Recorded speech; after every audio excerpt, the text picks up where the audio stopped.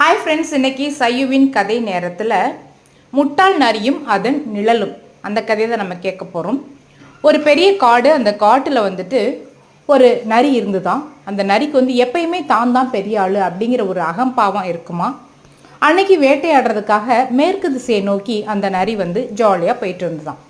திடீர்னு அதனுடைய நிழலை பார்த்தா ரொம்ப பெருசாக இருந்துதான். சூரிய ஒளி அந்த நரி மேலே பட்டு நல்ல பெரிய நிழலை பார்த்ததும் அந்த நரிக்கு கர்வம் தாங்கலை. ஆஹா, இவ்வளோ பெரிய உருவமா நாம, அப்போ அந்த சிங்கத்தை விட நம்ம பெரிய ஆளாச்சே, அப்படின்னா இந்த காட்டை ஆளக்கூடிய தகுதி நமக்கு தானே இருக்கணும் அப்படின்னு சொல்லிட்டு கர்வத்தோடவே அது வேட்டைக்கு போச்சான். போகிற வழியில் ஒரு சிங்கம் அந்த நரியை கிராஸ் பண்ணி போச்சான். அது அப்போ தான் ஒரு மானை வேட்டையாடி சாப்பிட்டுட்டு உண்ட களைப்பில் அது பாட்டுக்கு சோர்வாக போயிட்டு இருந்துதான். இந்த நரியை அது கண்டுக்கவே இல்லையா. இந்த நரி நினச்சிக்கிச்சான், ஓஹோ, நம்மளை பார்த்து பயந்துக்கிட்டு சிங்கம் ஒதுங்கி போகுது அப்படின்னு நினச்சிட்டு எல்லா விலங்குகள் பறவைகளையும் கூப்பிட்டு அன்னைக்கு மாலை நேரத்தில் ஒரு மீட்டிங் போட்டுச்சான். இங்கே பாருங்கப்பா, நான் தான் ரொம்ப பெரிய ஆள், இந்த காட்டிலே ரொம்ப பெரியவன் நான் தான். அந்த சிங்கம் கூட என்னை பார்த்துட்டு பேசாமல் பம்மி ஓரமாக போகிறான். இந்த காட்டை ஆளக்கூடிய ராஜா இனிமே நான் தான்.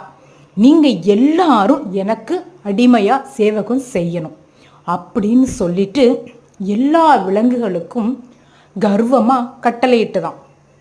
எல்லா விலங்குகளும் இந்த நரியை ஒரு பார்வை பார்த்துட்டு, ஓஹோ அப்படியா, அப்படின்னா நீ ஒன்று பண்ணு, அந்த சிங்கத்தை போய் ஓங்கி ஒரு அறை கொடுத்து உன் காலில் மண்டியிடவை, நான் உங்களை ராஜாவாக ஏற்றுக்கிறோம் அப்படின்னு சொல்லி எல்லா விலங்குகளும் சொல்லிச்சான். அவ்வளோதானே, இருங்க என்ன பண்ணுறேன் அப்படின்னு சொல்லிட்டு இந்த நரி சிங்கத்துக்கிட்ட போச்சான். இங்கே பாருங்க சிங்கராஜா, இனிமேல் நீங்கள் ராஜா கிடையாது, நான் தான் ராஜா. நீங்கள் எனக்கு மண்டியிட்டு எனக்கு வணக்கம் சொல்லணும். ஆமாம் அப்படின்னு சொல்லிட்டு அதிகாரமாக கேட்டுதான். அந்த சிங்கத்துக்கு வந்ததே கோபம்.